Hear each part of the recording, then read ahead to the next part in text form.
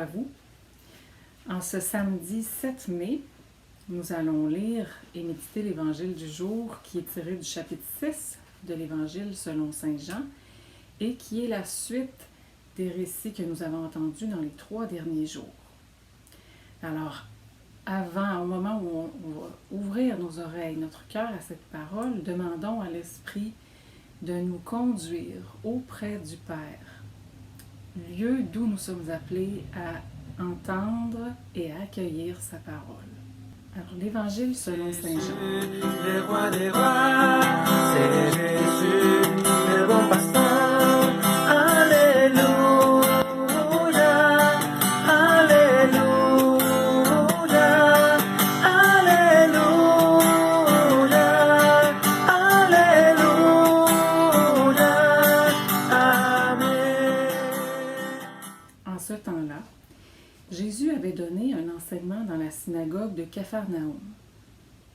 Beaucoup de ses disciples qui avaient entendu déclarèrent « Cette parole est rude, qui peut l'entendre ?»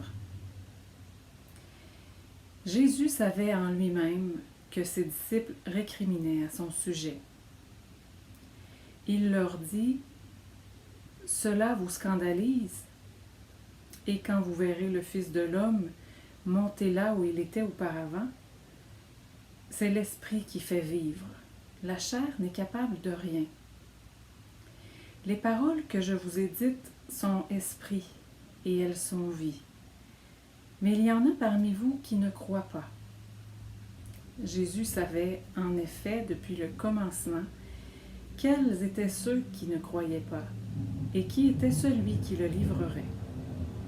Il ajouta, « Voilà pourquoi je vous ai dit que personne ne peut venir à moi si cela ne lui est pas donné par le Père. » À partir de ce moment, beaucoup de ses disciples s'en retournèrent et cessèrent de l'accompagner. Alors Jésus dit aux 12, « Voulez-vous partir, vous aussi? »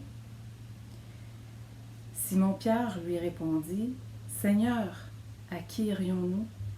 Tu as les paroles de la vie éternelle. Quant à nous, nous croyons et nous savons que tu es le Saint de Dieu. » Acclamons la parole de Dieu. C'est Jésus qui a vaincu la mort. C'est Jésus qui est assis à la droite de Dieu notre Père. Alléluia, Alléluia,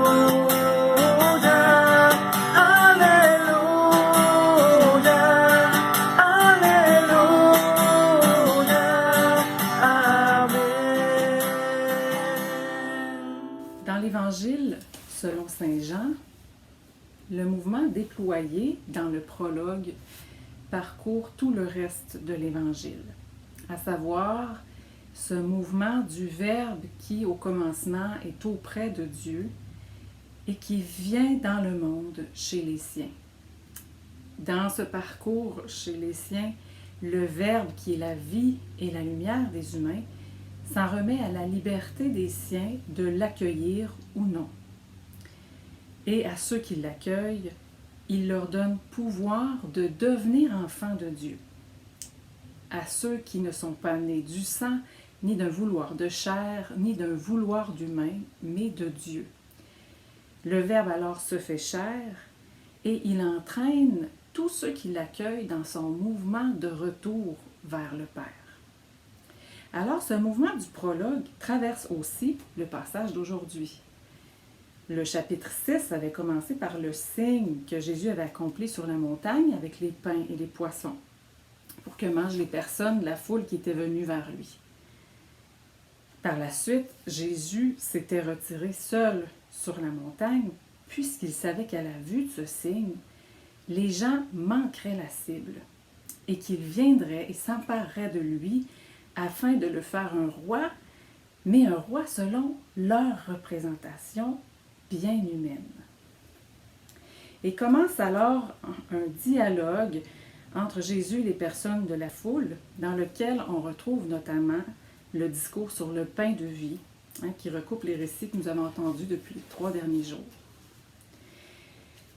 Dans ce dialogue et dans le passage d'aujourd'hui, Jésus adresse à ses interlocuteurs une parole ouverte, libre et vraie, qui fait la lumière sur tous les murmures qu'ils ont entre eux. Par sa parole, Jésus éclaire leur motivation réelle à le chercher et à aller vers lui. C'est ainsi qu'il dit au verset 26 du chapitre 6, « Amen, amen, je vous le dis. Vous me cherchez non pas parce que vous avez vu des signes, mais parce que vous avez mangé des pains et que vous avez été rassasiés. » La parole de Jésus ouvre donc un espace de lucidité, afin de permettre à ses interlocuteurs de voir en eux qu'ils ne vivent encore que d'un vouloir de chair, que d'un vouloir d'humain, pour reprendre les expressions du prologue. Et Jésus continue en leur adressant une question. Dans la traduction d'aujourd'hui, il leur demande « Ceci vous scandalise ». En grec, la traduction est aussi très, très intéressante. Jésus pose « Ceci vous fait chuter ». Cette question, encore une fois, conduit ses interlocuteurs à un moment de vérité. Le dialogue avec Jésus, source de lucidité et de vérité, nous conduit à une possibilité de purifier nos représentations sur Dieu comme aussi sur nous-mêmes et sur les autres. Ne jugeons donc pas négativement cette question de Jésus. Ceci vous fait chuter? Parce que cette question pointe plutôt vers des moments décisifs de la vie humaine. En effet, n'est-ce pas une grâce qui nous vient de Dieu lorsque nous chutons de nos visions humaines et trop étroites sur Dieu et sur notre vie? N'est-ce pas une opportunité donnée par Dieu lorsque dans notre vie nous faisons l'expérience d'être décapés? Nous avons l'impression que la cohérence que nous donnions à notre vie s'écroule massivement.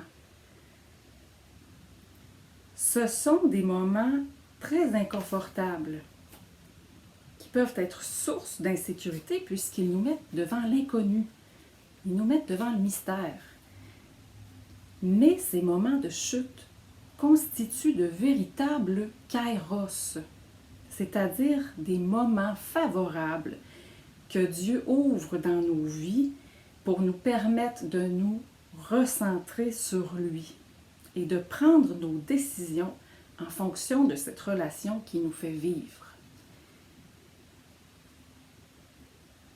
Au fond, dans ces expériences de chute, comme c'est dans le cas dans le passage d'aujourd'hui, c'est souvent la parole de Dieu qui agit comme une pierre d'achoppement, et non pas pour nous perdre, mais pour que nous ayons la vie et la vie en abondance.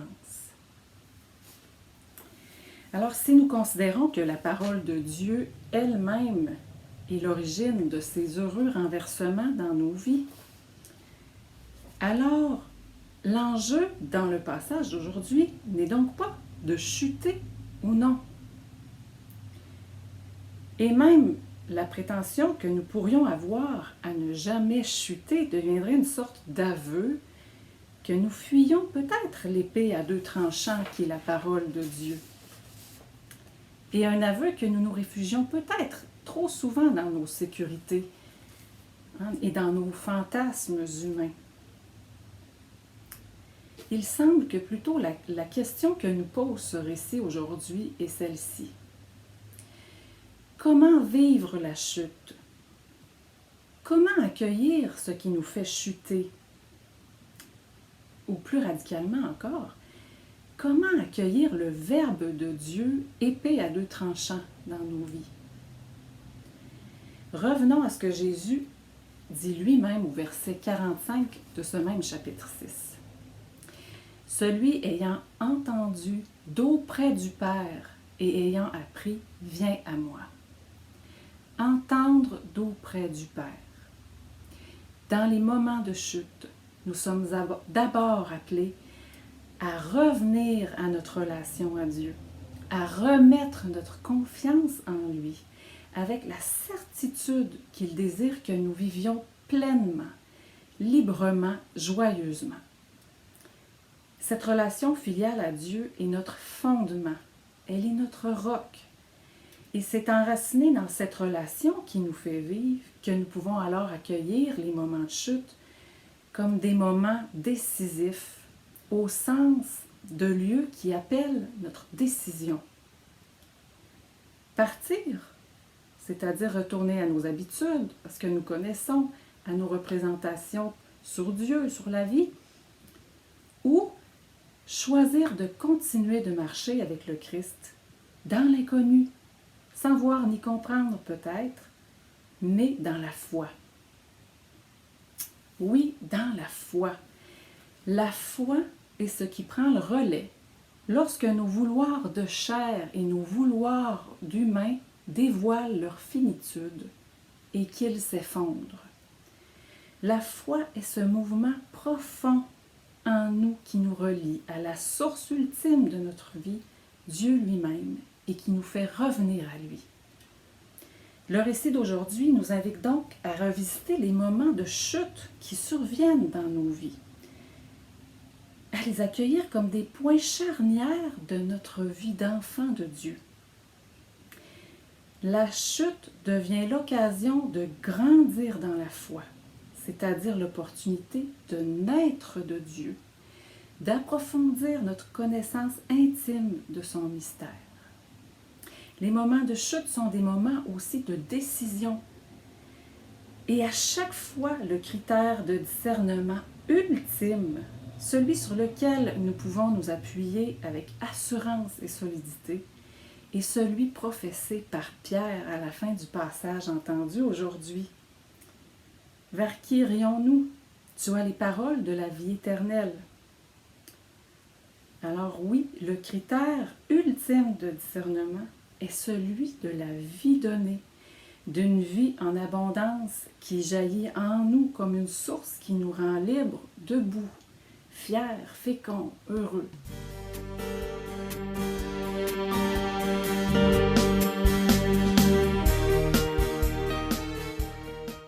Avec cette profession de foi de Pierre, qu'il fait à la fois en son nom propre et au nom du groupe des 12, nous contemplons l'Église en gestation. L'Église naît encore aujourd'hui de cette profession de foi. Alors en ce temps pascal, puissions-nous accueillir les paroles de vie éternelle du Christ, à la fois personnellement et communautairement. Et puissions-nous être recréés dans cette foi en un Dieu qui nous donne la vie et la vie en abondance. Alors, sur ces paroles, sur cette prière, je vous souhaite à vous une bonne journée. Au revoir.